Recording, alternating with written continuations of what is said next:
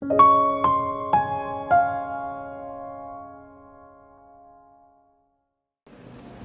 Bapak Ibu. Selamat datang segenap jemaat Tuhan. Hari ini kita akan merayakan ibadah Jumat Agung. Mari kita bersama-sama dengan kesungguhan hati menikmati, menyembah Tuhan yang sudah mati dan juga hidup bagi kita yang percaya kepadanya. Seluruh rangkaian ibadah hari ini dilaksanakan tanpa jeda. Berharap seluruh jemaat memperhatikan layar LCD.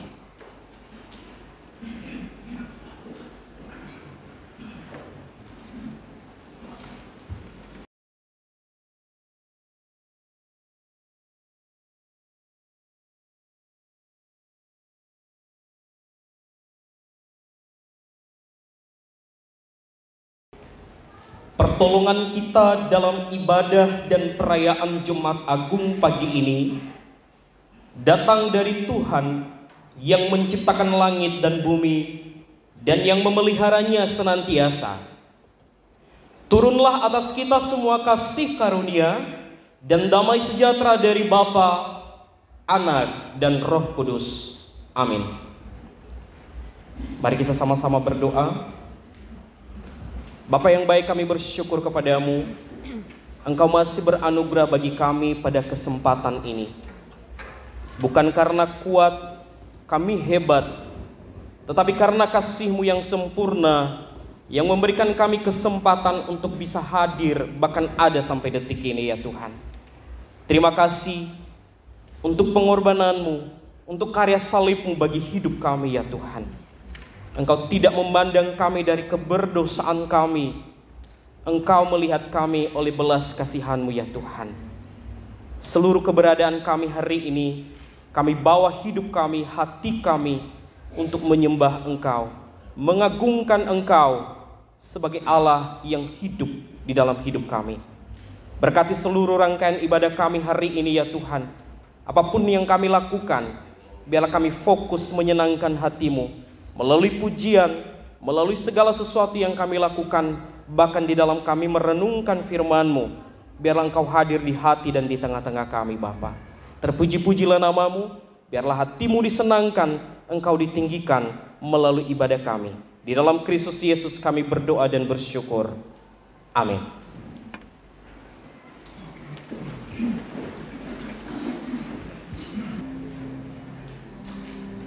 Tercurah darah Tuhanku di bukit Golgota, yang mau bertobat akan ditebus. Bahkan penyamun yang di sisinya diberi anugerah, dan juga kita yang tercela dibasuh oleh darahnya. Pujian, Yesus mencurahkan darahnya. Terhapus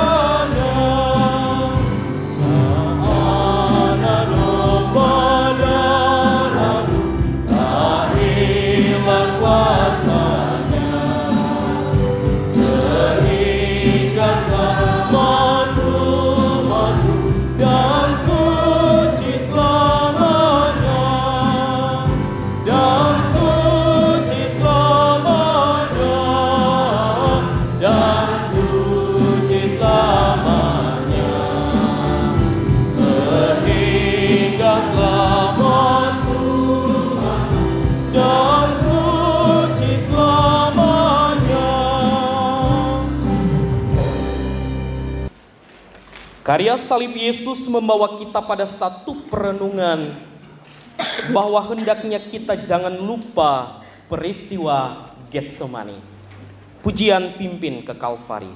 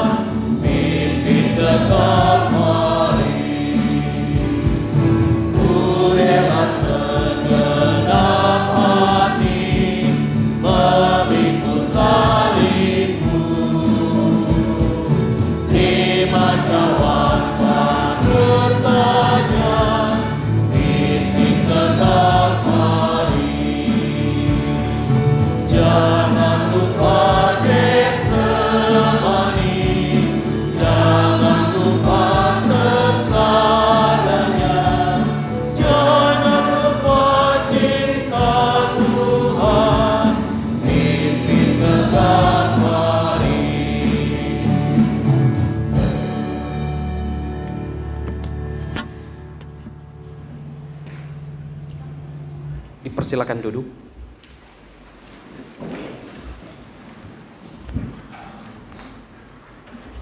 Mari kita sama-sama membuka Alkitab kita. Kita membaca bacaan bertanggapan kita yang terambil di dalam Yohanes pasal 13 ayat 1 sampai ayatnya yang ke-17. Yohanes pasal 13 ayat pertama sampai ayatnya yang ke-17. Saya baca ayat pertama, jemaat Tuhan baca ayatnya yang kedua sampai seterusnya. Mari kita sama-sama menikmati bacaan ini. Yesus membasuh kaki murid-muridnya. Sementara itu, sebelum hari raya Paskah mulai, Yesus telah tahu bahwa saatnya sudah tiba untuk beralih dari dunia ini kepada Bapa. Sama seperti Ia senantiasa mengasihi murid-muridnya, demikianlah sekarang Ia mengasihi mereka sampai kepada kesudahannya. Mereka sedang memakan bersama dan iblis telah membasuh.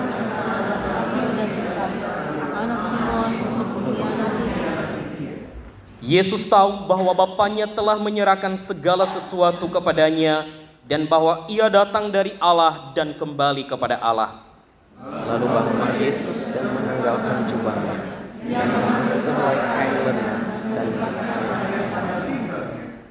Kemudian Ia menuangkan air ke dalam sebuah basi dan mulai membasuh kaki murid-muridnya, lalu menyekanya dengan kain yang terikat pada pinggangnya itu. Maka saya tanya kepada Simon Petrus, kata Petrus kepadanya, Tuhan, engkau jawab Yesus kepadanya, apa yang kuperbuat, engkau tidak tahu sekarang, tetapi engkau akan mengertinya kelak.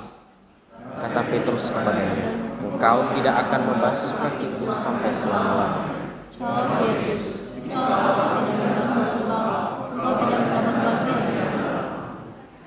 Kata Simon Petrus kepadanya, Tuhan, jangan hanya kakiku saja, tetapi juga tangan dan kepalaku.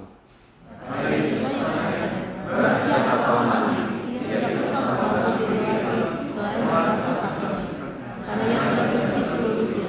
Juga kamu sudah bersih, hanya tidak sepenuhnya. sebab ia tahu siapa yang akan menyerahkan dia. Karena itu ia berkata, tidak semua kamu bersih. Sesudah ia membasuh kaki mereka, Ia mengenakan mengenakan pakaiannya. pakaiannya dan kembali ke mereka. Lalu ia berkata kepada mereka, mengerti kamu apa yang telah berbuat kepadamu? Kamu menyebut aku guru dan Tuhan, dan katamu itu tepat, sebab memang akulah guru dan Tuhan.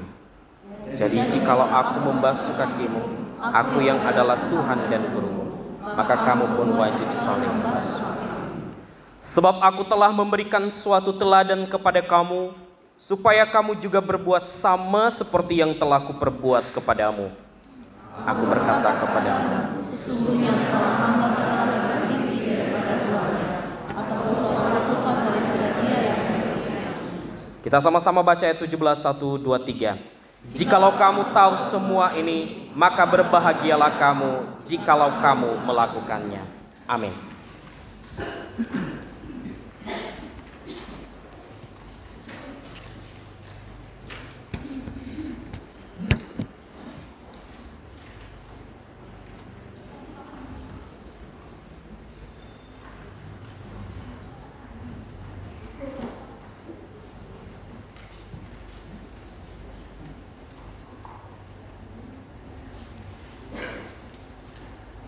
Pernyataan kasih Yesus yang begitu besar ditunjukkannya dengan membasuh kaki murid-muridnya.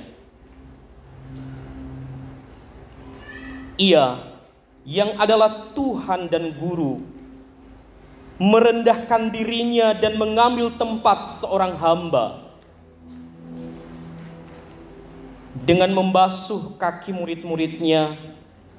Dia, Yesus, menunjukkan keagungan nilai kerendahan hati yang hakiki. Dengan membasuh kaki murid-muridnya, dia, Yesus, menunjukkan bahwa hidup harusnya tidak hanya dimaknai dengan melayani dan merendahkan diri, namun juga dengan penyucian hati dari dosa, dari kekotoran, dari kebencian, dan dari kenajisan yang hanya dapat dilakukan oleh kasih Yesus melalui darahnya yang mengalir di Kalvari. Yesus mengajarkan bahwa kasih bukan sekedar perkataan, tetapi tindakan nyata. Kasih tidak mencari kehormatan, tetapi bersedia merendahkan diri untuk melayani.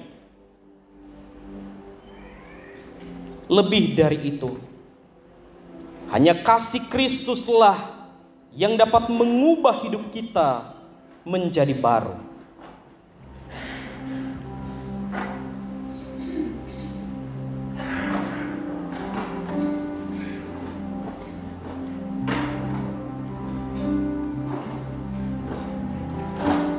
Setiap kita adalah hamba-hamba Kristus. Kita dipanggil untuk melayani dengan rendah hati dan penuh kasih.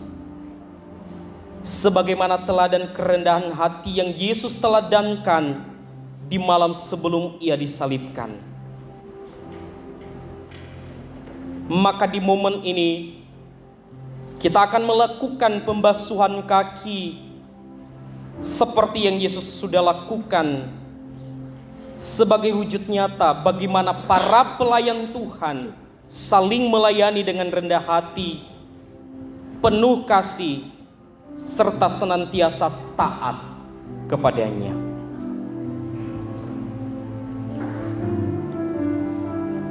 Pada kesempatan ini, Pendeta Thompson Pasolon, Penatua Herman Suwinta, Diaken Nur Cahya Nugraha, dan Evangelis Christine Kurniati sebagai perwakilan pemimpin gereja sekaligus pelayan Tuhan untuk membasuh kaki, dari Ibu Leviana,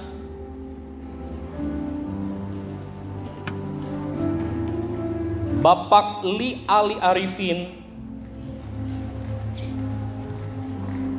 Bapak Sundi Mario, dan Bapak Jaka Priya Nugraha.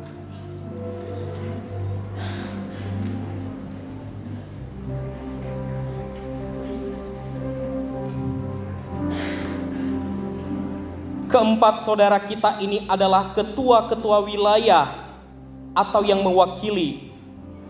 Mereka adalah sebagai perwakilan dari seluruh jemaat GSRI Bekasi.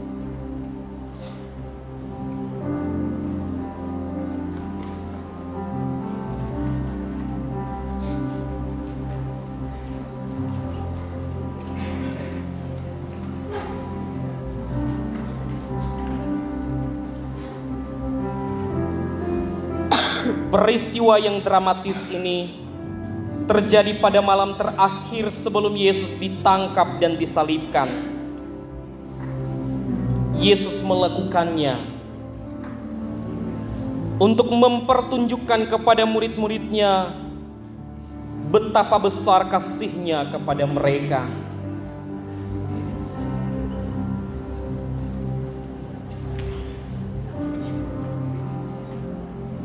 Untuk memberikan gambaran tentang pengorbanan dirinya di salib.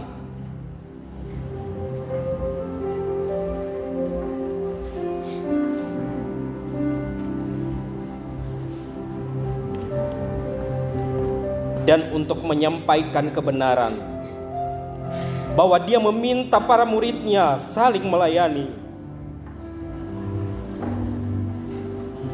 dengan kerendahan hati.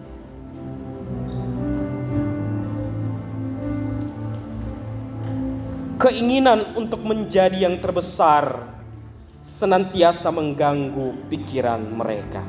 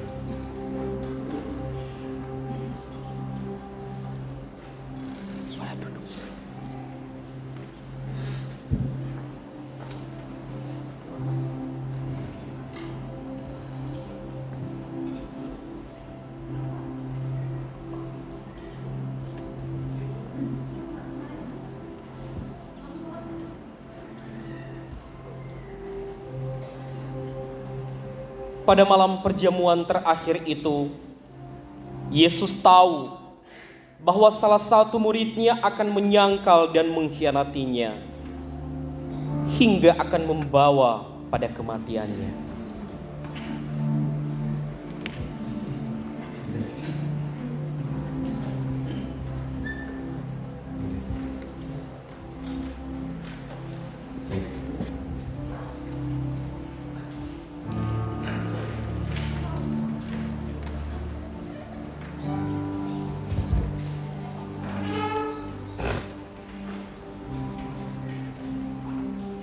Aku Yudas Iskariot. Aku adalah salah satu murid yang dipilihnya. Aku melihat mujizatnya, mendengar pengajarannya, bahkan aku pun diajak untuk mengikuti dia. Dan juga aku pun dipercaya untuk mengelola keuangan pelayanannya. Tetapi hatiku terikat pada harta, pada dunia, pada diriku sendiri. Aku buka pintu bagi si jahat. Dan sekarang aku telah mengkhianati dia. Aku pergi kepada imam dan kepala tua-tua dan hendak menjualnya dengan 30 keping perak, harga seorang hamba, harga seorang guru, harga Allah yang telah datang kepada kita.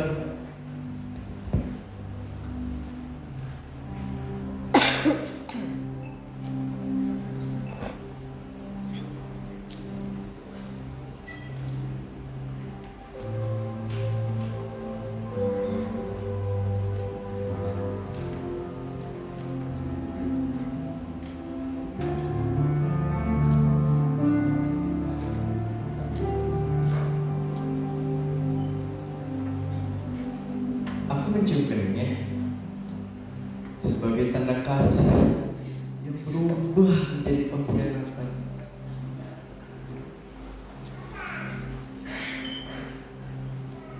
Dan tanda kasih yang berubah menjadi pengkhianatan.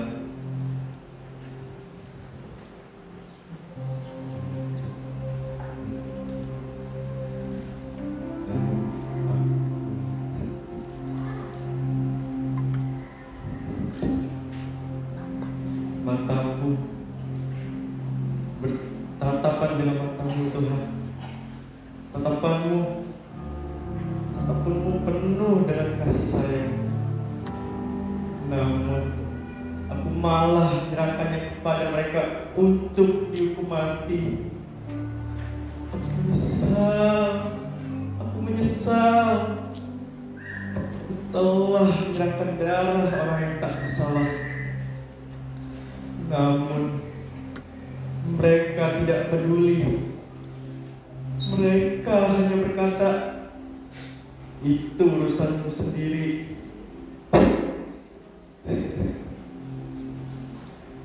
Kesalahanku begitu besar, terlalu besar. Aku tidak datang kepada dia, melainkan aku pergi berlari menjauhi dia. Aku memilih kematian daripada pertobatan, memilih maut daripada rendah, dan memilih maut daripada sang hidup.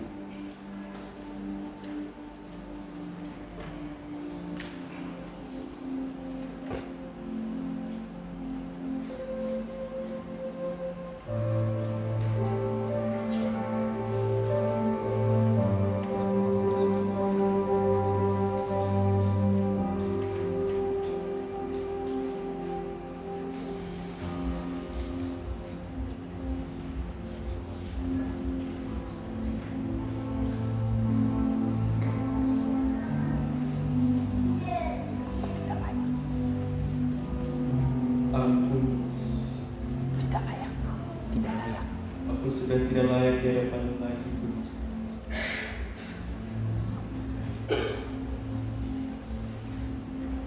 Semua sudah terlambat. Semuanya terlambat. Semua terlambat.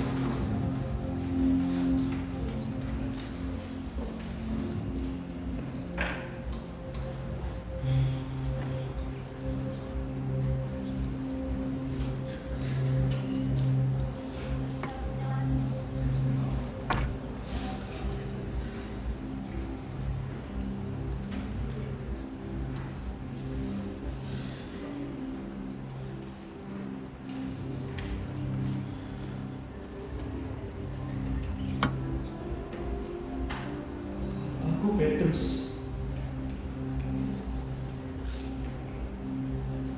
Aku terlalu percaya diri.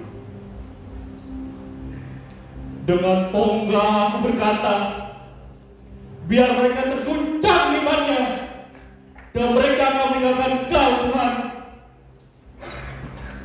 Tapi aku tidak. Saat itu aku berkata, aku bersedia masuk penjara denganmu, Nabi. Lalu aku berseru, sekali-kali aku tidak akan menyangkalmu, Yesus. Aku sungguh berpikiran kuat. Aku sungguh yakin aku sanggup mengikutimu sampai akhir.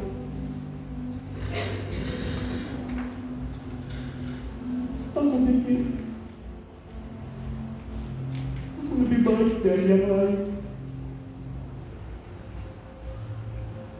Aku tidak mungkin menyangkalmu, Yesus.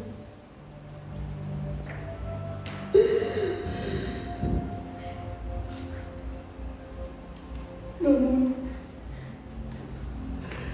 lihatlah aku sekarang.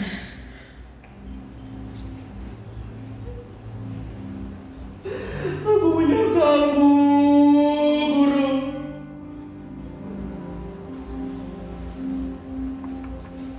Bahkan aku mengucapkan kata-kata yang tak mungkin keluar dari mulutku.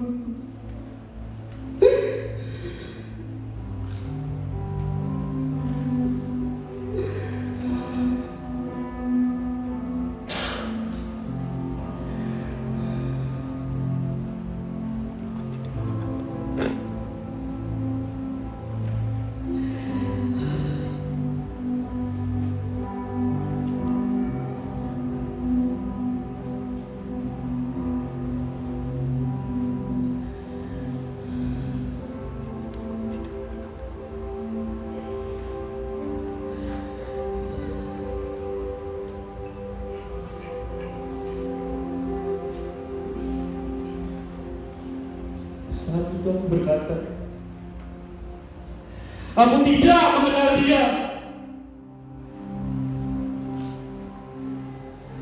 Saat itu aku juga berkata, aku bukan muridnya.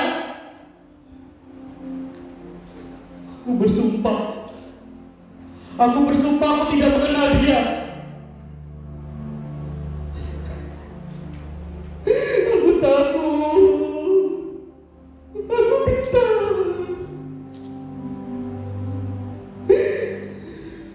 Ketika seorang perempuan bertanya, aku mengelak. Ketika seorang pria menuduh, aku menghindar. Ketika mereka berkata, engkau pasti muridnya. Saat itu aku bersumpah. Aku bersumpah tidak mengenal dia. Dan saat itu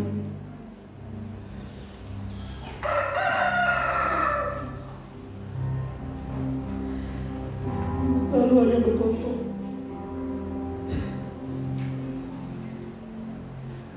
mataku bertemu dengan matamu, Tuhan.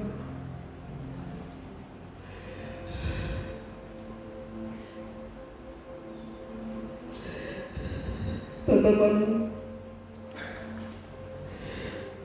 kan tatapan penuh murka. Bukan tatapan penuh penghukuman. Tatapanmu penuh kasih. Namun di dalam aku melihat betapa aku telah gagal.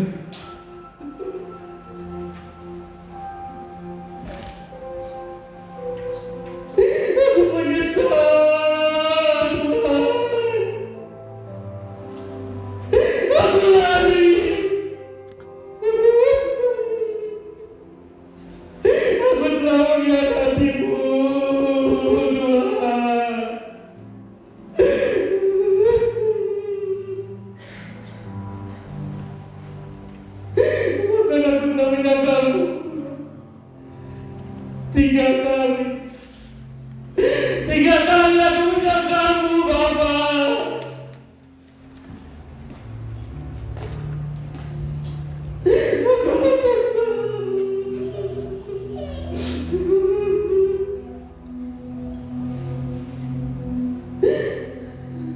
Murid macam apa aku ini?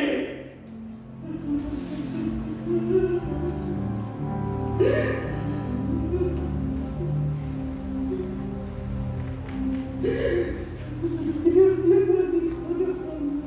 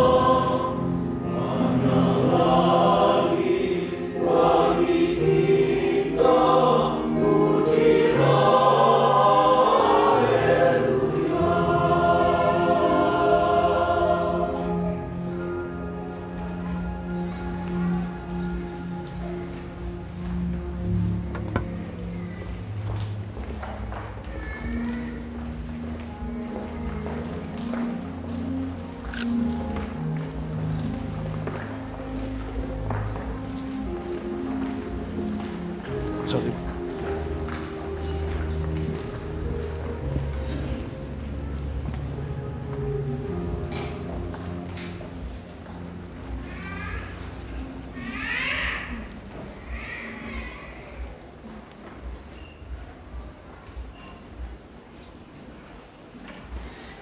Dengan darah yang mahal, Kau membayar dosa-dosaku.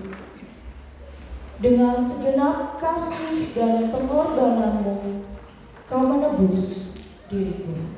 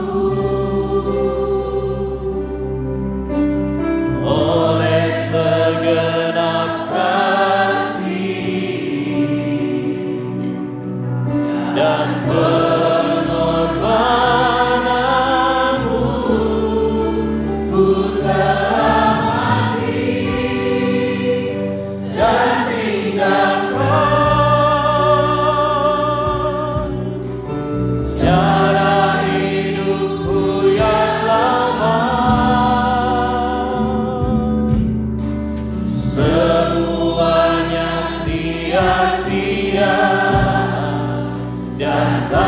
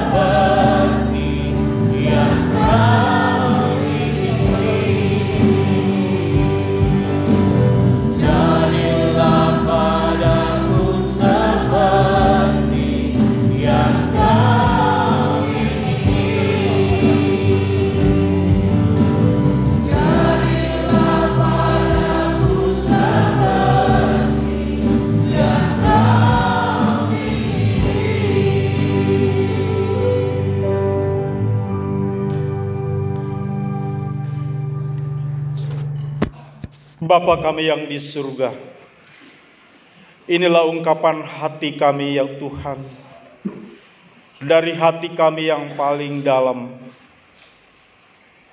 bahwa kami adalah pribadi-pribadi yang sungguh bersuka cita. Karena seharusnya kamilah yang dimurkai oleh Allah. Karena seharusnya kamilah yang dihukum dan ditimpa oleh murka Allah. Tetapi kami beroleh kasih karunia, sehingga kami diselamatkan. Kami dikaruniai iman untuk menerima dan percaya karya Kristus di atas kayu salib. Itulah yang membebaskan kami dan menjaminkan kehidupan yang kekal bagi kami. Hati kami senantiasa rindu menikmati hadirat Tuhan. Tetapi seringkali ada banyak hal, ada banyak perkara yang membuat kami justru jauh dari hadirat Tuhan. Karena itu Tuhan, di momentum Jumat Agung hari ini, kami mau kembali memperbaharui komitmen kami kepada Tuhan untuk setia dan taat sampai akhir hidup kami. Terima kasih Tuhan, kami sudah boleh memuji menyembah Tuhan. Dan tiba saatnya kami mau bersama-sama merenungkan firman-Mu. Urapi kami semua ya Tuhan. Urapi hamba-Mu dalam segala keterbatasan kelemahannya, untuk boleh menyampaikan kebenaran firman Tuhan, sehingga kami semua boleh diteguhkan melalui firman. Bukan hanya jemaat-Mu yang mendengarkan, tetapi juga hamba-Mu yang berbicara. Berbicaralah kepada kami ya Tuhan, karena kami siap mendengar. Di dalam nama Tuhan kami Yesus Kristus, yang sudah mati, bangkit, bahkan sudah naik ke surga menyediakan tempat bagi kami orang-orang yang percaya. Kami sudah berdoa. Haleluya. Amin. Shalom Bapak Ibu Saudara yang dikasihi Tuhan.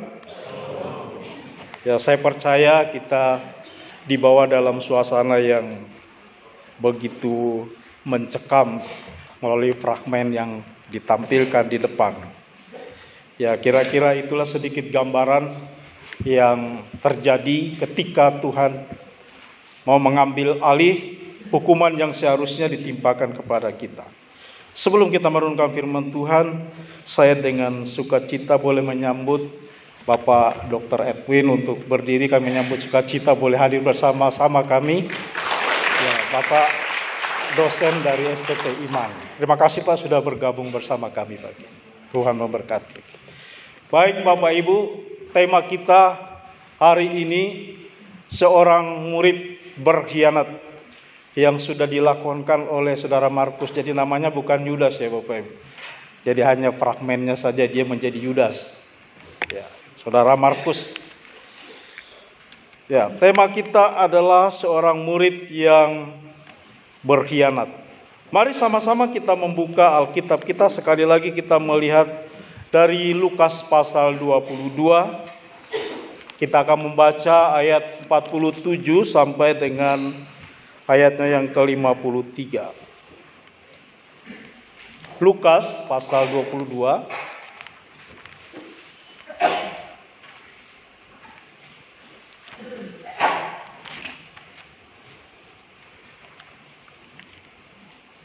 ayat 47 sampai dengan 53.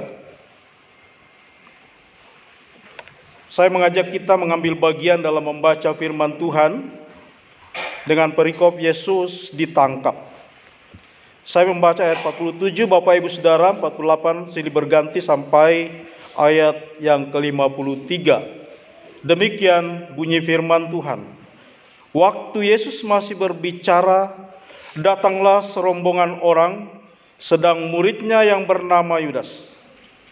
Seorang dari ke-12 murid itu berjalan di depan mereka. Yudas mendekati Yesus untuk menciumnya.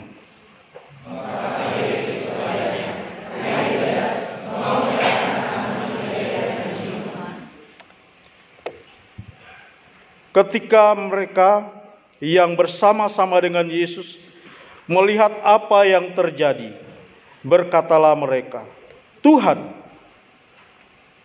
mestikah kami menyerang mereka dengan pedang?"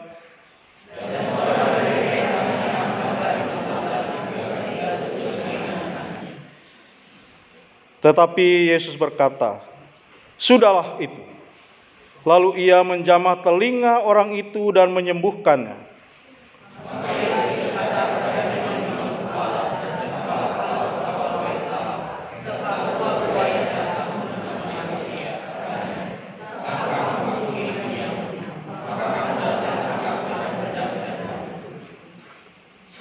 Padahal tiap-tiap hari aku ada di tengah-tengah kamu di dalam bait Allah, dan kamu tidak menangkap aku. Tetapi inilah saat kamu, dan inilah kuasa kegelapan. Demikian firman Tuhan. Berbahagialah setiap orang membaca dan merenungkannya, serta melakukannya dalam kehidupannya hari lepas hari. Bapak, Ibu, Saudara, seorang murid berkhianat. Sebenarnya tidak terlalu tepat kalau bicara dalam berkhianat, karena ketika Yesus ditangkap, Alkitab menuliskan bahwa murid-muridnya tercerai-berai. Semuanya lari. Tidak ada satupun yang tinggal. Dikatakan dalam Alkitab bahwa perempuan-perempuan pun melihat dari jauh. Dan Petrus berada di sekitar tempat itu juga. Jadi sebenarnya semua murid adalah pengkhianat. Mereka mengkhianati Yesus. Ya, seperti dalam fragmen tadi diwakili oleh Yudas dan Petrus, dua karakter yang berbeda dari seorang murid, dari murid-murid Tuhan Yesus. Ya, tetapi mengapa Yudas? Ini penting. Tetapi sebelum kita sampai di sana, saya mengajak kita merenungkan, melihat apa sih arti berkhianat. Ya. Berkhianat dalam Kamus Besar Bahasa Indonesia dikatakan bahwa berkhianat itu adalah sebuah perbuatan tidak setia. Ya, tidak setia atau perbuatan yang bertentangan dengan janji. Ya, ketika ada yang berjanji tapi tidak menepati, itu digolongkan sebagai pengkhianat. Ya. Ada orang yang tidak setia kepada apa saja, baik kepada institusi, kepada persahabatan, kepada negara, atau kepada pasangan, itu dalam kategori pengkhianat. Ya. Di dalam Alkitab, Bapak Ibu Saudara, tidak terlalu jauh berbeda istilah pengkhianat. Di dalam Alkitab, pengkhianat merujuk kepada seseorang yang tidak setia, terutama kepada Allah, kepada penguasa, atau kepada sesama. Ya. Pengkhianat seringkali dianggap sebagai orang yang mengkhianati kepercayaan yang dipercayakan kepadanya. Secara umum, Alkitab menekankan bahwa pengkhianatan adalah tindakan yang tidak baik dan dapat membawa sang pengkhianat mendapatkan hukuman. Itu yang terjadi dalam kehidupan tidak selalu. Ada banyak alasan seseorang untuk menjadi pengkhianat atau menjadi orang yang tidak setia. Ya. Ada banyak alasan, tetapi beberapa hal di sini saya ingin sampaikan. Yang pertama adalah ambisi, keserakahan, dan hawa nafsu.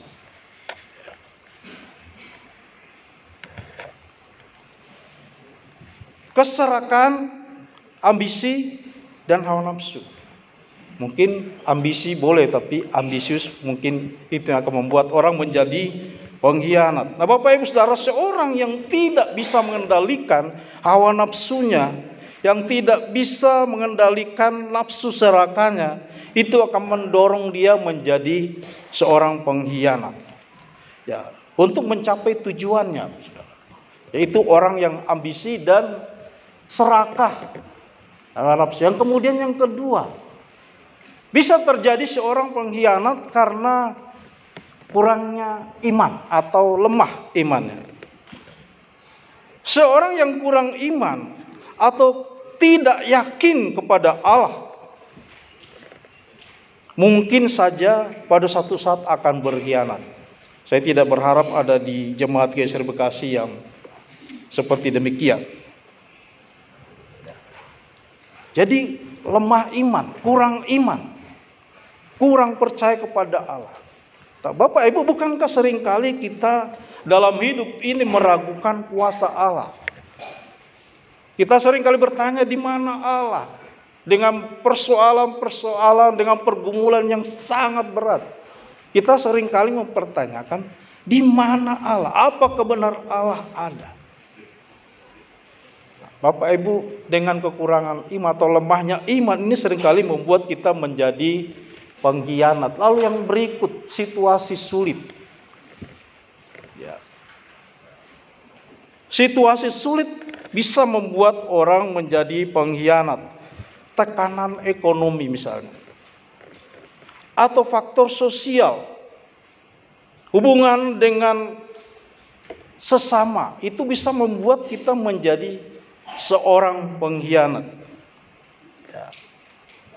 Lalu yang berikut, iri dan dengki. Ya. Ini termasuk salah satu hal yang mendorong seseorang dapat menjadi seorang pengkhianat. Ya. Dengki mungkin akan melakukan sesuatu untuk mencapai keinginannya, untuk mewujudkan impiannya. Lalu yang terakhir, yang bisa membuat seseorang menjadi pengkhianat, baik kepada institusi atau pada hubungan dengan orang lain, adalah sikap egois. Ya, kita sama-sama tahu egois itu apa. Mementingkan diri sendiri. Yang penting aku, orang lain tidak peduli. Yang penting diriku, yang lain terserah. Nah, egois ini akan membuat orang menjadi seorang pengkhianat. Nah, kita masuk ke tema kita. Mengapa Yudas mengkhianati Yesus? Di awal saya katakan bukan hanya Yudas sebenarnya, tapi Petrus. Tapi yang membedakan adalah setelah pengkhianatan itu apa yang dilakukan, apa yang terjadi.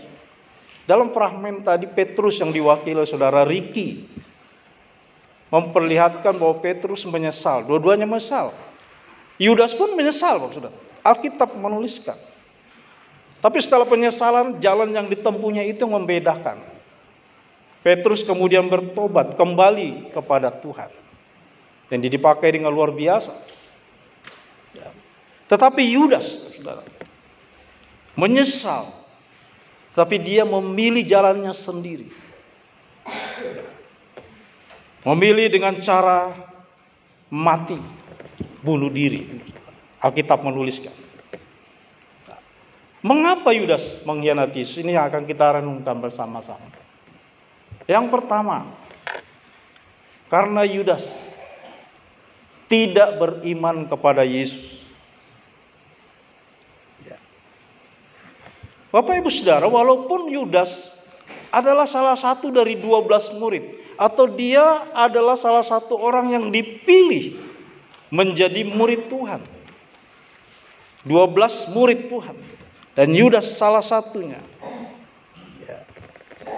Tetapi Alkitab menunjukkan, keseluruhan Alkitab, terutama Injil, menunjukkan bahwa Yudas tidak pernah percaya kepada Yesus sebagai Allah. Ia bahkan tidak pernah yakin kalau Yesus itu adalah Mesias. Ya, paling tidak sesuai dengan definisi Yudas saat itu, Bapak Saudara. Tidak seperti murid-murid yang lain. Ya. Murid-murid yang lain memanggil Yesus itu Tuhan. Ya, kalau kita baca di dalam Injil Yohanes pasal 6 ayat 8, 11 ayat 16, ketika murid-murid mengungkapkan pengakuan mereka tentang siapa Yesus, siapa yang selama ini mereka ikuti, Yudas tidak. Sekalipun Yudas tidak pernah menyebut Yesus Tuhan. Dia hanya menyebut Yesus Rabi. Jadi dia hanya sebatas mengaku Yesus itu seorang guru, Bapak Saudara.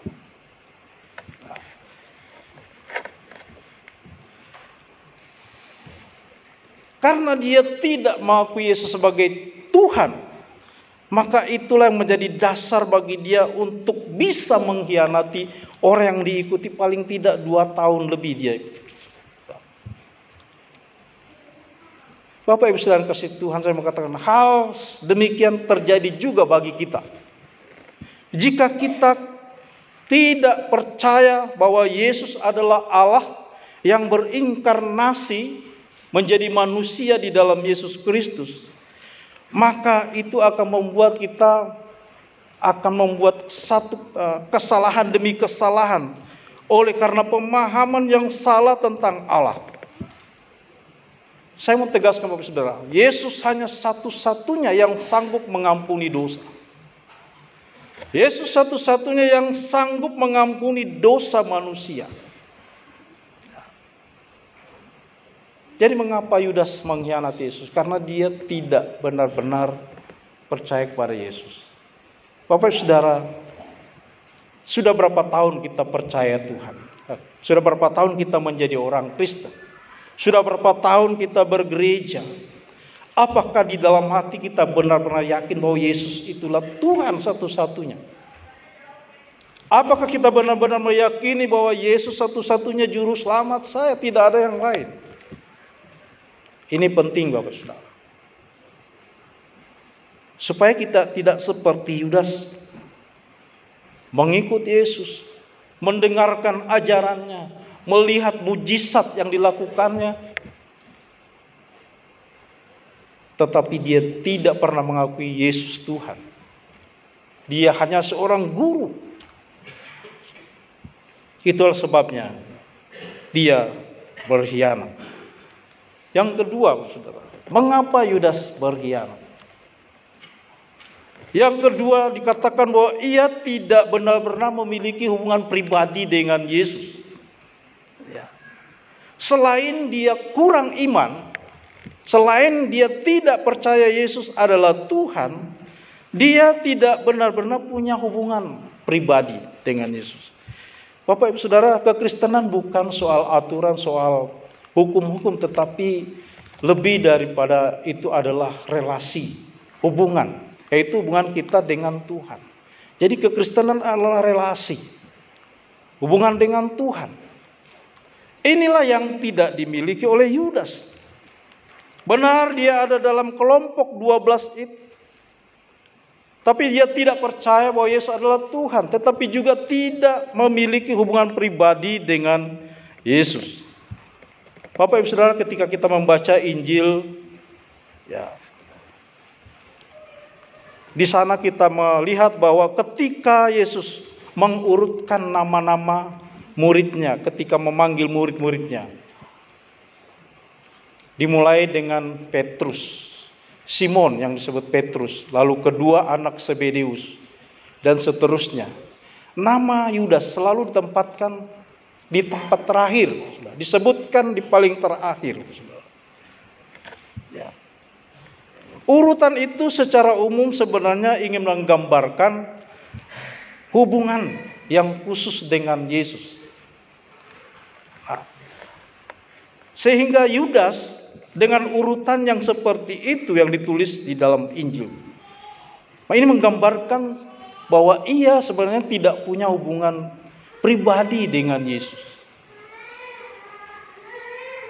Pembicaraan Yesus dengan Yudas hanya ketika Yudas menegur seorang perempuan yang menumpahkan buli-buli berisi minyak darwastu. Lalu Yudas mengatakan, itu pemborosan. Bukankah itu lebih baik dijual supaya uangnya dipakai untuk orang-orang miskin? Lalu kemudian dalam saat-saat pengkhianatan Yesus menegurnya. Jadi hubungannya hanya sekadar, tidak punya hubungan pribadi, sama seperti murid yang lain. Itulah membuat dia menjadi berkhianat. Jadi mengapa Yudas berkhianat kepada Yesus? Karena tidak pernah ada hubungan pribadi dengan Yesus. Yang ketiga, mengapa Yudas menjadi pengkhianat? Karena ia tamak. Tamak itu rakus mungkin ya bahasa sederhananya. Tidak puas dengan apa yang ada, itu orang tamak. Sudah punya tapi pengen banyak lagi, pengen punya lagi. Yudas dipenuhi dengan ketamakan. Nah, ketamakan ini tidak hanya mengkhianati Yesus sebagai gurunya, tetapi dia juga mengkhianati murid-murid yang lain, Bapak Saudara. Mungkin Yudas berpikir ketika mengikuti Yesus, dengan orang banyak yang datang mengikuti Yesus itu, dipikir sebagai satu keuntungan bagi dirinya. Dan memang dia dipercaya Bapak Saudara mengelola keuangan dari kelompok itu. Ketertarikannya dengan uang, bukankah itu menggambarkan dia seorang yang tamak, Saudara?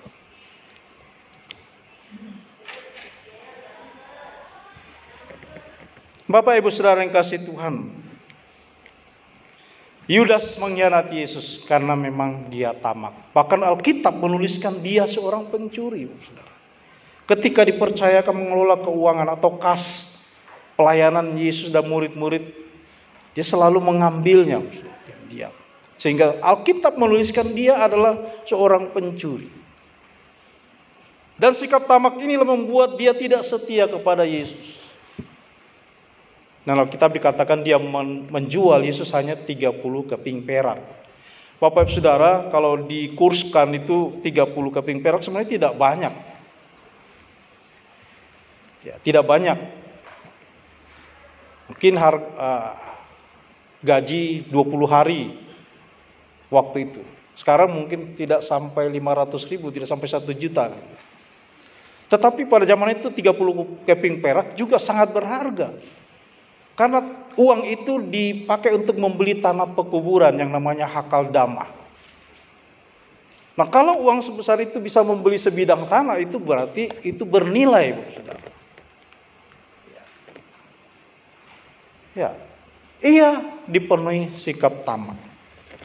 Yang berikut kenapa Yudas mengkhianati Yesus? Alasan politis, Saudara. Bapak Ibu Saudara, ke-12 murid sebagian besar dari Galilea, kecuali Yudas. Yudas bukan orang Galilea. Dari namanya menggambarkan bahwa dia adalah orang dari Keriot. Yudas Iskariot. Dia bukan orang Galilea. Dan dia termasuk salah satu kelompok yang tidak menghendaki Israel ada di bawah penjajahan Romawi waktu itu. Sehingga ketika dia mengikut Yesus, dia sebenarnya berharap secara politis Mesias yang dinantikan ini, Yesus yang ada yang dia ikuti ini akan menjadi pemimpin mereka untuk memberontak melawan pemerintah Romawi. Dia berpikir supaya Yesus ini menjadi pemimpin mereka untuk membebaskan Israel dari penjajahan Romawi. Tetapi kenyataannya Bapak Ibu Saudara, berkali-kali Yesus mengatakan dan memperlihatkan bahwa dia bukanlah tokoh seperti itu. Mesias yang digambarkan seperti itu bukan dia.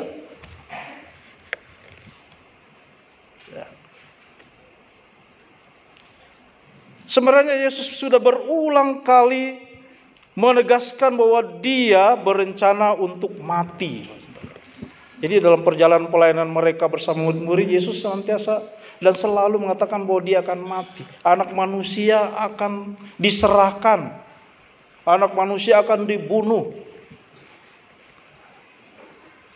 Nah, Yudas ini mewakili dan memiliki pemahaman yang sama dengan orang-orang Farisi, orang-orang yang mencoba untuk mengembalikan Israel sama seperti waktu zaman Daud, zaman kejayaan. Tetapi itu tidak terjadi pada Yesus. Dia kecewa, Bapak Saudara. Dia berpikir mungkin kalau Yesus memimpin dan memenangkan peperangan, dia akan menduduki jabatan, dia akan menempati posisi yang baik. Tetapi itu tidak terjadi. Apa yang dia pikirkan, apa yang dia harapkan tentang Yesus ternyata tidak seperti itu. Sehingga dia menjadi pengkhianat. Mengapa Yudas berkhianat, Bapak Saudara? Ya, saya meyakini bahwa rencana keselamatan Allah bagi manusia berdosa sejak dari kekekalan, Dia sudah menetapkan orang-orang yang akan terlibat di dalam karya keselamatan.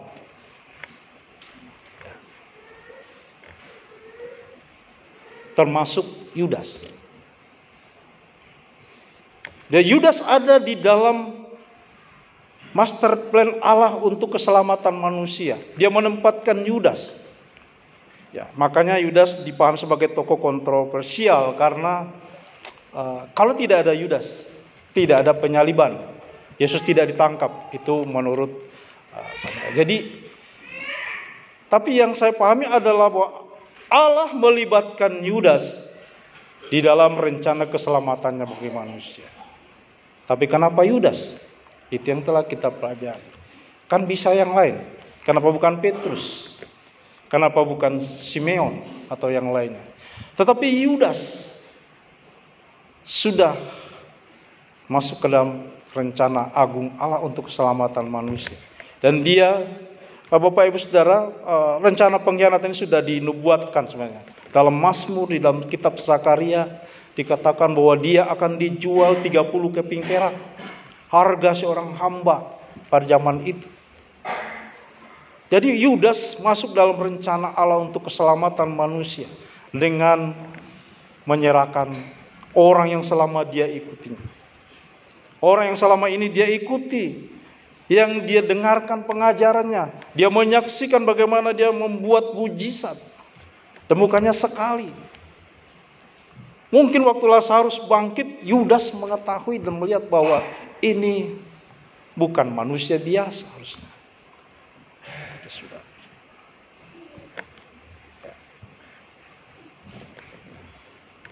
Nah, Bapak Ibu Saudara yang dikasihi Tuhan, apa yang penting untuk kita renungkan dari peristiwa Lukas? Yang pertama adalah bahwa kita belajar tentang teladan Yudas, yaitu peluang yang hilang, Saudara.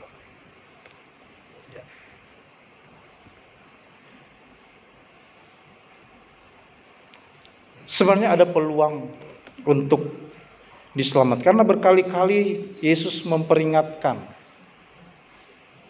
seorang di antara kamu akan menyerahkan aku, orang yang menyelupkan tangannya. Sebenarnya secara terang-terangan, tetapi ya sudah, sekali lagi, peluang yang hilang, Saudara. Yang kedua yang patut kita renungkan bahwa Yudas adalah contoh keistimewaan yang terbuang. Ya, bukankah menjadi murid itu satu yang sangat istimewa? Tidak semua orang dipilih jadi murid. Bagi kita tidak semua orang dipilih menjadi orang percaya, orang Kristen. Karena kalau kita berbicara ketetapan Allah dari kekal, Allah sudah menetapkan siapa yang diselamatkan dan siapa tidak. Nah, kalau hari ini kita menjadi orang percaya, itu adalah keistimewaan kita. Tetapi Yudas membuatnya menjadi sia-sia, terbuang. Saya berharap kita semua yang ada dalam ruangan ini bukan orang-orang yang menyia-nyiakan keistimewaan kita yang sudah dipilih oleh Tuhan.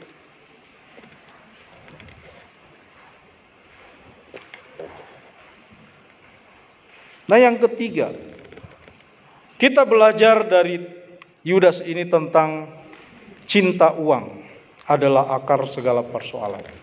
Bukankah dalam 1 Timotius 4 ayat 10 dikatakan akar dari segala kejahatan adalah uang. Uang tidak jahat. Kita butuh uang.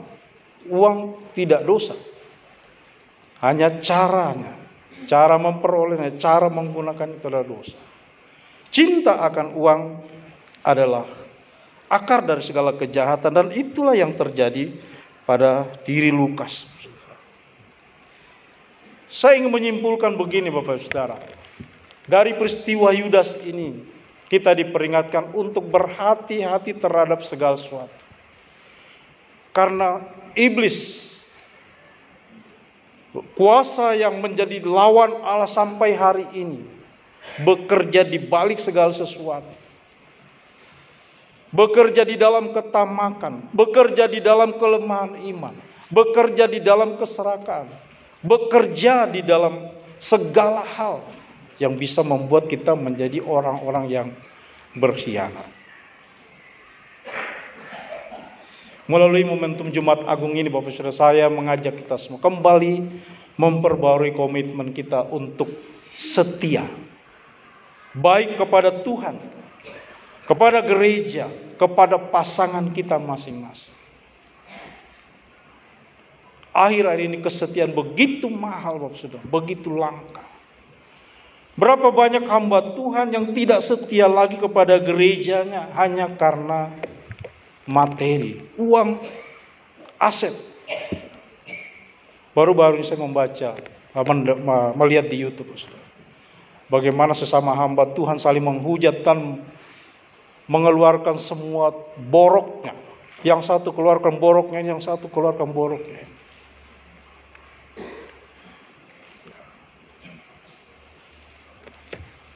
Betapa banyak hamba Tuhan menjadi orang-orang pengkhianat karena ketamakan, karena keserakahan, karena kepentingan diri sendiri.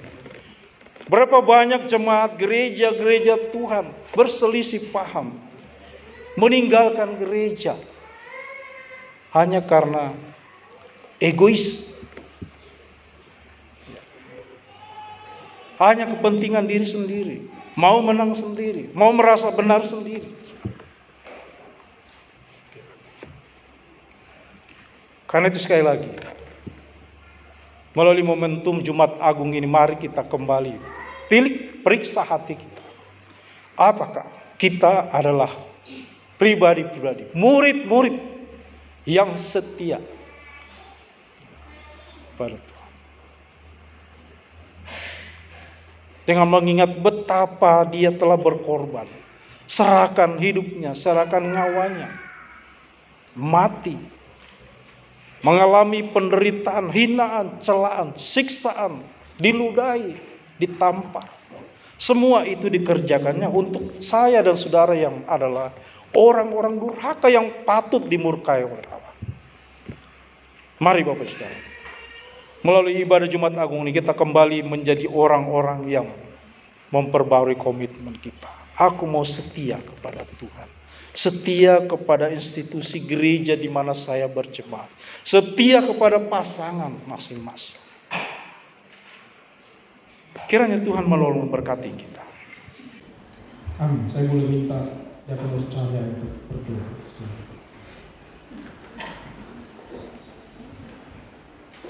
Bapak surga, di dalam momentum memperingati Jumat Agung pada hari ini Tuhan, kami disadarkan kembali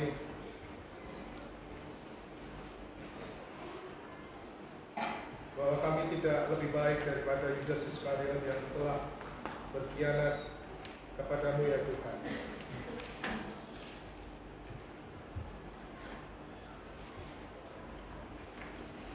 Ketika kami mengikut Engkau ya Tuhan, kami tidak menganggap Engkau sebagai Tuhan dan Juru Selamat kami, tetapi hanya sebagai guru moral, sebagai pegangan bagaimana kami berperilaku secara etis, secara baik-baik di dalam kehidupan dunia ini Tuhan. Kami mungkin mengakui Yesus sebagai Juru Selamat kami, tetapi kami belum menuhankan Engkau ya Tuhan di dalam kehidupan kami. Sehingga ada banyak hal, ada banyak aspek dalam kehidupan kami yang tidak boleh Engkau sentuh di dalamnya. Dan nama-Mu Tuhan justru menjadi olok-olok oleh karena kami sebagai murid-murid-Mu yang tidak menuhankan Kristus dalam kehidupan kami. Ketika kami boleh dikatakan sebagai murid Tuhan, kami menyadari ya Tuhan, kami seharusnya memiliki hubungan pribadi yang erat dengan Tuhan. Melalui saat teduh kami, melalui perenungan firman Tuhan yang kami baca dan kami pelajari, melalui doa-doa yang kami lambungkan, tetapi justru kami memakai waktu-waktu kami Tuhan dengan kesibukan-kesibukan yang justru menjauhkan kami dari Tuhan. Tuhan, kami mengetahui bahwa kehidupan kami masih jauh dari sempurna. Kami menyesali akan apa yang sudah kami lakukan. Ada banyak waktu, ada banyak kesempatan yang sudah terbuang oleh karena kami tidak mentaati Engkau sebagai Tuhan dan Juru Selamat kami, yang sudah boleh sengsara, boleh menderita bagi kami dan mati bagi kami, dan bangkit dari kematian, naik ke surga. Tuhan yang sama yang akan datang untuk kedua kalinya untuk menjemput kami semua. Biarlah Tuhan kami setia untuk mengikut Tuhan, dan Engkau yang nantinya boleh menyebut kami sebagai hamba yang taat dan setia dan hamba yang baik. Terima kasih Tuhan untuk firman-Mu yang mengingatkan kepada kami semua untuk boleh taat dan setia dan mengerti apa artinya kami boleh mengikut Tuhan di dalam kehidupan kami. Terima kasih ya Bapa, di dalam nama Tuhan kami Yesus Kristus kami sudah berdoa dan bersyukur. Amin. Baik Bapak Ibu, kita akan mengadakan perjamuan kudus di momentum Jumat Agung ini. Perjamuan kudus diperuntukkan bagi mereka yang sudah dibaptis, yang belum dibaptiskan, tolong bersabar sampai saudara dibaptiskan baru boleh menerima perjamuan kudus ini. Saya ingin membacakan peraturan Tuhan untuk kita yang akan menerima perjamuan kudus. Sebab setiap kali kamu makan roti ini dan minum cawan ini, kamu memberitakan kematian Tuhan sampai Ia datang. Jadi, barang siapa dengan cara yang tidak layak makan roti atau minum cawan Tuhan, ia berdosa terhadap tubuh dan darah Tuhan. Karena itu hendaklah tiap-tiap orang menguji dirinya sendiri, dan baru sesudah itu ia makan roti dan minum dari cawan. Karena barang siapa makan dan minum tanpa mengakui tubuh Tuhan, ia mendatangkan hukuman atas dirinya. Kalau kita menguji diri kita sendiri, hukuman tidak menimpa kita. Kita akan mempersiapkan perjamuan kudus dengan menyanyikan nyanyian kemenangan iman nomor 49, bait pertama dan bait ketiga. You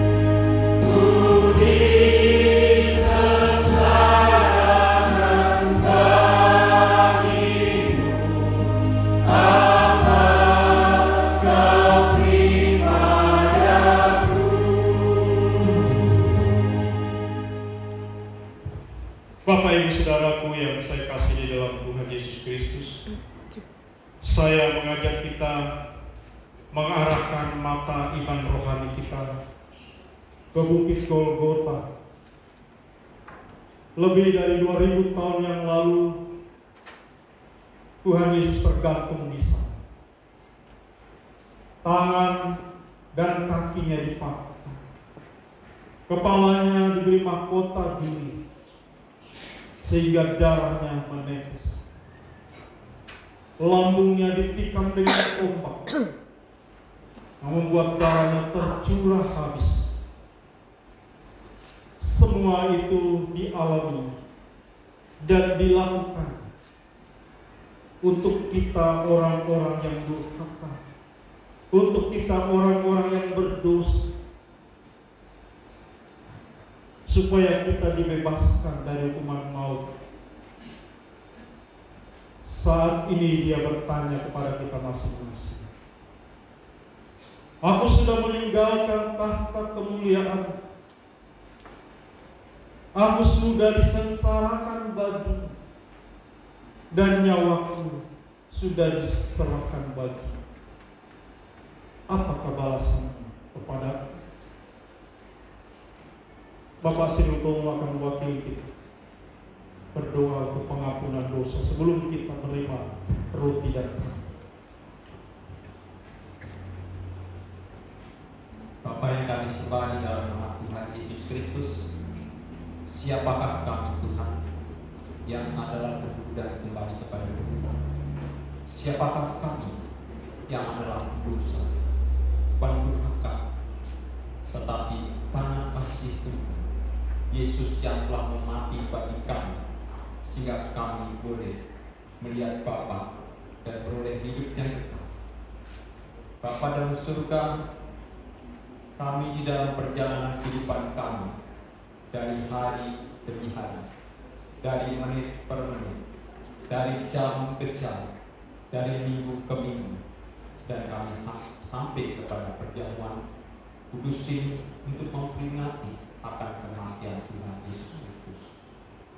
Kami malu, kami berdosa pada Tuhan, mungkin melalui pikiran kami, mungkin melalui bibir kami, mungkin melalui hati kami, pandangan kami, yang seringkali membenarkan diri kami di hadapan Tuhan dan tidak hidup sesuai dengan kehendak Tuhan.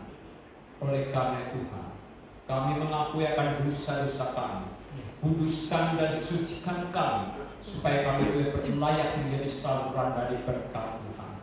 Terima kasih untuk kematian Tuhan Yesus. Terima kasih Bapa untuk telah menurunkan anakmu yang tunggal, Tuhan Yesus.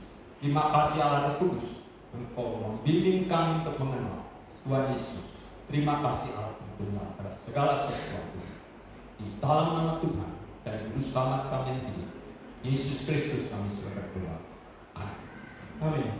Bapak Ibu Saudara, sampai berdiri bersama-sama dengan orang-orang percaya di segala abad dan segala tempat, mari kita mengikrarkan pengakuan iman kita berdasarkan pengakuan iman rasuli demikian.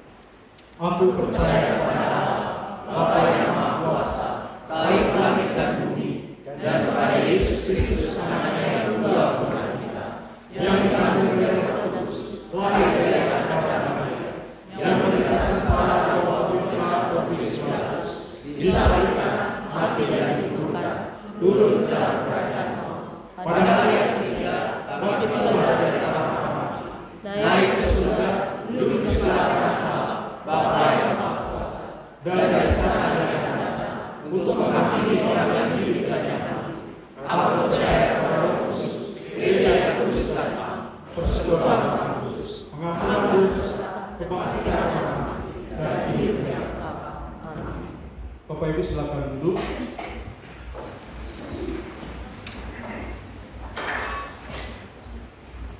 Bapak Ibu Saudara yang dikasihi Tuhan, ingatlah pada waktu malam sebelum Tuhan Yesus diserahkan, Ia mengambil roti dan memecah-mecahkannya, tetap berkata, inilah tubuhku yang diserahkan bagi kamu. Perbuatlah ini setiap kali kamu memakannya, untuk menjadi peringatan akan aku. Sesudah itu Ia mengambil cawan dan berkata, Cawan ini adalah perjanjian baru yang dimateraikan oleh darah.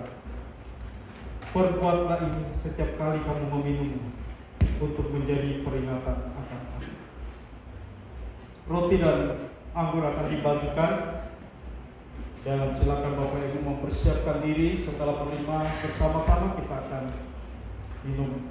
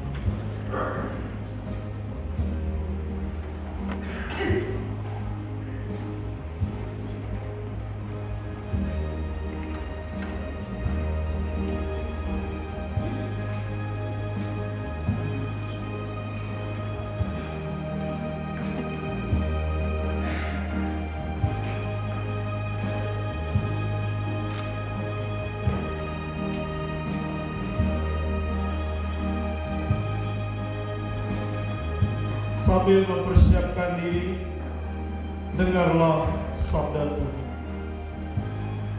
Inilah roti yang turun dari surga. Barang siapa makan daripadanya, ia tidak akan mati. Akulah roti hidup yang telah turun dari surga. Jikalau seorang makan dari roti ini, ia akan hidup selama-lamanya. Dan roti yang kuberikan itu ialah daging yang akan kuberikan untuk hidup dunia. Orang-orang Yahudi bertengkar antara sesama mereka dan berkata, bagaimana ia ini dapat memberikan dagingnya kepada kita untuk dimakan? Maka kata Yesus kepada mereka, Aku berkata kepadamu, sesungguhnya jikalau kamu tidak makan daging anak manusia dan minum darah, kamu tidak mempunyai hidup di dalam diri. Barang siapa makan dagingku dan minum darahku, ia mempunyai hidup yang kekal, dan aku akan membangkitkan dia pada akhir zaman. Sebab dagingku adalah benar-benar makanan, dan darahku adalah benar-benar minum. Barang siapa makan dagingku dan minum darahku, ia tinggal di dalam aku, dan aku di dalam dia. Sama seperti Bapa yang hidup mengutus aku, dan aku hidup oleh Bapa, demikian juga barang siapa yang memakan aku akan hidup oleh aku. Inilah roti yang telah turun dari surga, bukan roti seperti yang dimakan nenek moyangmu dan mereka telah mati.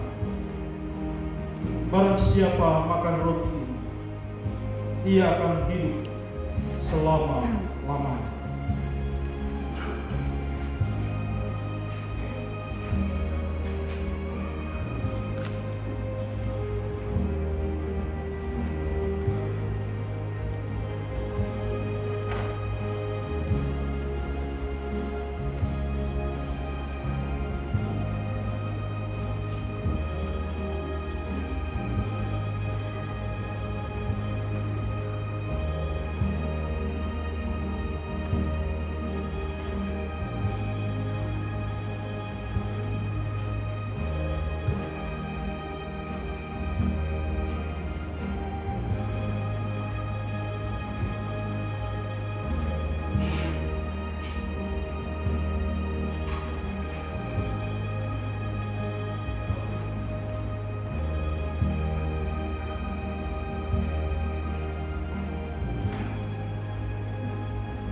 sudah mendapatkan semua? Baik, kalau sudah, sekali lagi mari bangkit berdiri, kita menaikkan pujian saling mendasar.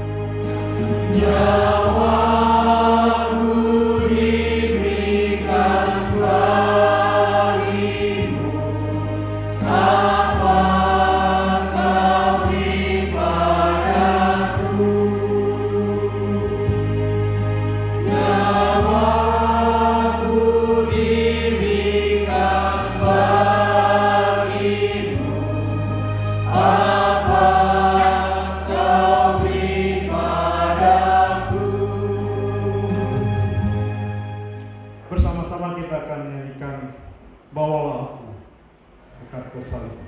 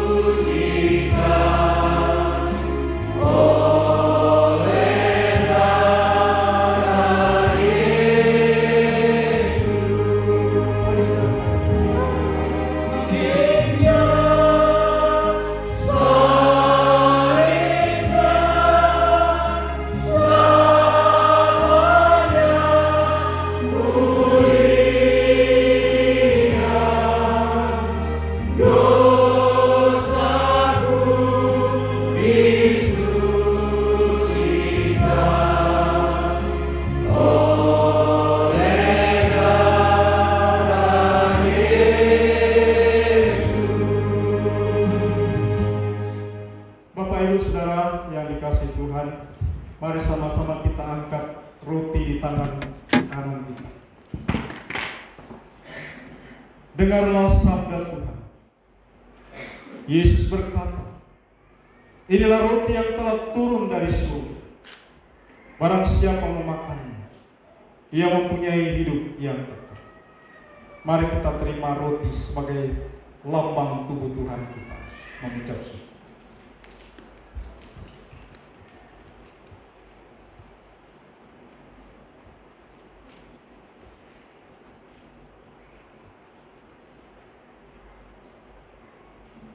Selanjutnya kita angkat cawan di tangan kanan. Dengarlah sabda Tuhan. Yesus berkata, cawan ini adalah perjanjian baru yang dimateraikan oleh darah. Barang siapa meminumnya, aku tinggal di dalam dia, dan dia di dalam aku.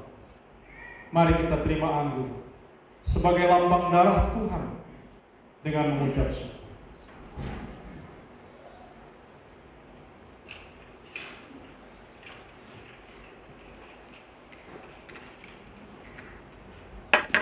Ibu Sri Waruji, mewakili kita bersyukur untuk perjamuan kudus. Bapa kami dalam surga, Bapa yang kami kenal dalam nama Tuhan Yesus, Sungguh kami mengucap syukur dan terima kasih ya Bapa untuk undangan yang Kau sudah berikan kepada kami untuk mengikuti perjamuan kudus pada pagi hari ini. Kami yang hina ini, kami yang lemah, Engkau angkat kami untuk menjadi anak-Mu. Adalah suatu ucapan syukur yang luar biasa dalam kehidupan kami Bapa. Adalah berkat yang besar dalam kehidupan kami. Adalah suatu hak yang istimewa yang Kau sudah berikan kepada kami untuk boleh duduk di tempat ini menikmati hadirat-Mu. Terima kasih ya Bapa untuk darah-Mu yang Kau sudah curahkan, untuk pengorbanan-Mu yang begitu besar untuk kami. Kami berterima kasih. Apa yang pantas kami berikan kepadamu Bapa adalah hidup kami. Hidup kami persembahkan untuk-Mu ya Bapa, yang Engkau sudah tebus kami dari dosa. Terima kasih Bapa. Dalam nama Tuhan Yesus kami berdoa dan mengucap syukur. Amin. Amin. Silakan duduk Bapak Ibu Saudara. Kita akan memberikan persembahan kita. Hari ini kantong merah, satu kantong saja. Kita akan mengiringi persembahan kita dengan menyanyikan pujian Ku Bawa Korban Syukur.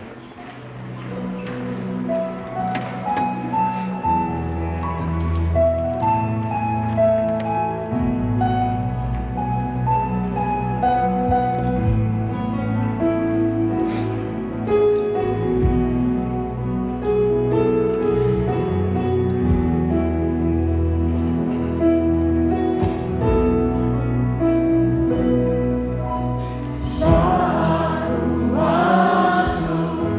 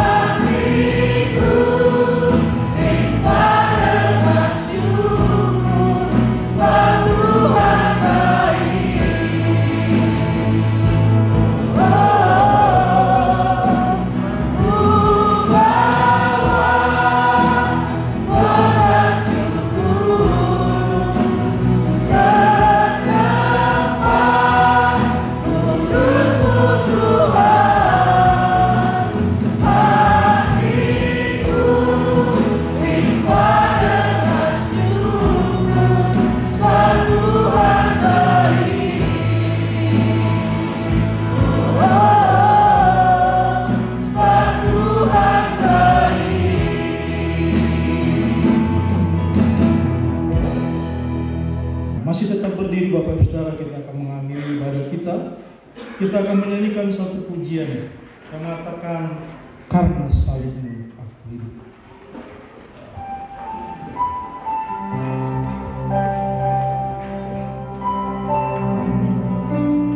Sambil merenungkan kata-kata Bapak Ibu Saudara, memang benar, hanya karena salib Tuhan kita beroleh hidup. Hanya karena salib Tuhan kita memperoleh keselamatan.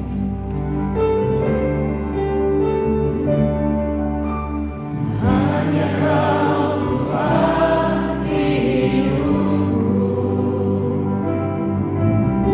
Kau berikan hidup yang baru. Darah-Mu menyucikan, pulihkan hatiku. Ku nyatakan Kaulah segalanya. Engkaulah sumber pengharapan. Kuasa-Mu sanggup menyembuhkan. Jiwaku pun berserah hanya kepadamu. Yesus, Kaulah segalanya. Karena salib-Mu ku hidup. Karena salib-Mu ku menang. Engkau yang berkuasa, sanggup untuk melakukan mujizat-Mu di hidupku. Kita lagi pujian, kaum wanita menyanyikan, kaum pria merenungkan sambil bersyukur. Hanya Kau Tuhan di hidupku, Kau berikan hidup yang baru. Darah-Mu menyucikan, pulihkan hatiku. Ku nyatakan Kaulah segalanya. Mari kita menyanyikan pria menyanyikan wanita merenungkan. Kuasa-Mu sanggup menyembuhkan. Jiwaku pun berserah hanya kepadamu. Yesus, Kaulah segalanya. Karena salib-Mu ku hidup. Karena salib-Mu ku menang. Engkau yang berkuasa, sanggup untuk melakukan mujizat-Mu. Karena salib-Mu ku hidup. Karena salib-Mu ku menang. Engkau yang berkuasa, sanggup untuk melakukan mujizat-Mu di hidupku.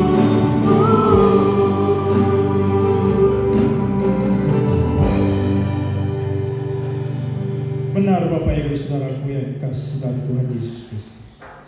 Karena salib Tuhan kita masih ada sampai hari ini. Bahkan kita memiliki pengharapan hidup yang kekal di masa yang akan datang.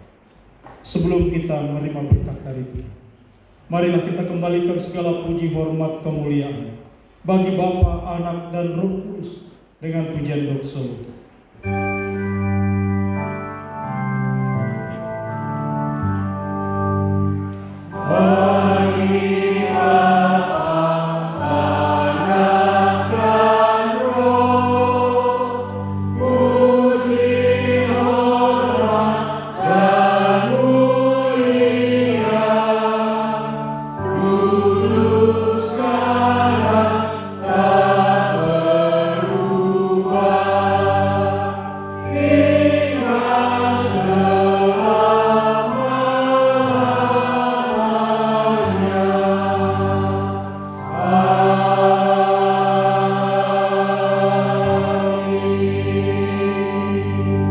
Jemaat yang dikasihi Tuhan, pulanglah dengan sukacita, angkatlah hatimu dan terimalah berkat dari Tuhan. Kasih karunia dan damai sejahtera dari Tuhan Yesus yang melampaui segala akal, anugerah dari Bapa yang kekal di dalam surga, pertolongan, kekuatan, dan penghiburan di dalam persekutuan dengan Allah Roh Kudus kiranya turun tinggal menyertai kamu sekalian, mulai saat ini sampai Maranatha Tuhan Yesus datang untuk kedua kalinya, bahkan sampai selama-lamanya. Amin.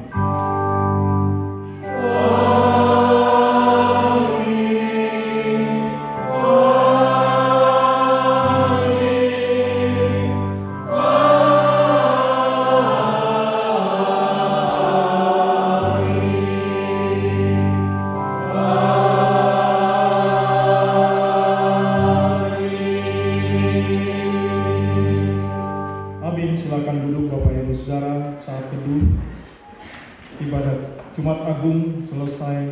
Tuhan memberkati kita.